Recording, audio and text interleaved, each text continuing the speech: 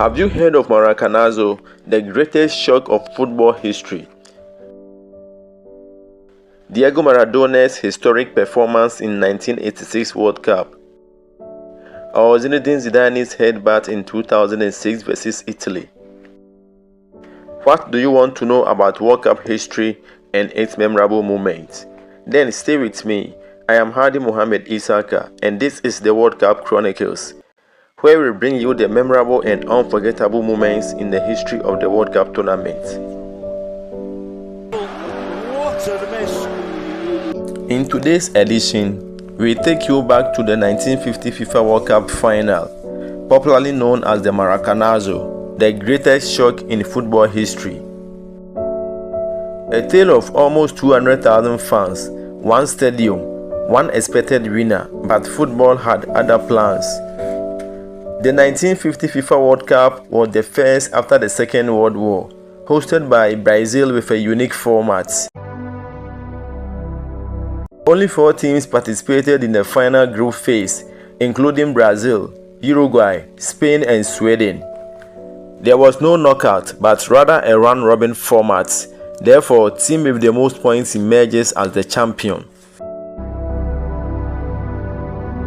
Brazil humiliated Sweden 7-1 in the first game and 6-1 versus Spain in the second game, a record of 13 goals in 2 matches.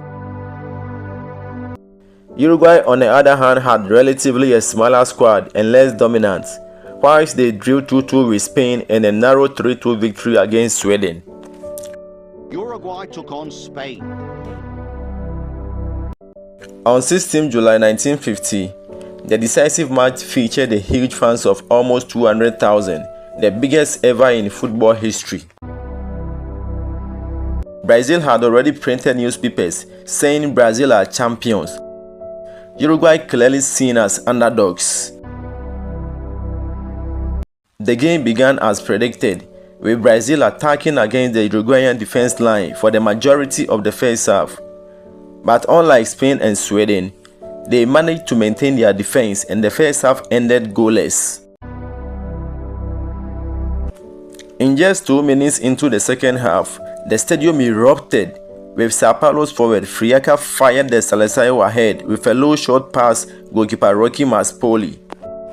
Virtually everyone knew Brazil are champions, but the real drama were only beginning. In the 66th minute, Uruguayan number 10 João Alberto Schiaffino managed to equalize, then silence the crowd. In some few minutes after the equalizer, Ascending Giggia, running down the right side of the field, scored the second and the decisive goal for the La Celeste, with a low shot near the pass to beat goalkeeper Marcel Barbosa, who, having anticipated the cross from Gigia's position, dived a moment too late to stop the ball from rolling under him, with only 11 minutes remaining on the clock.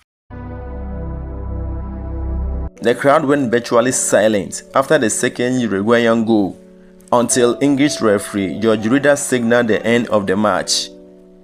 Uruguay won 2-1 and crowned world champions, leaving Brazil in a devastating mood.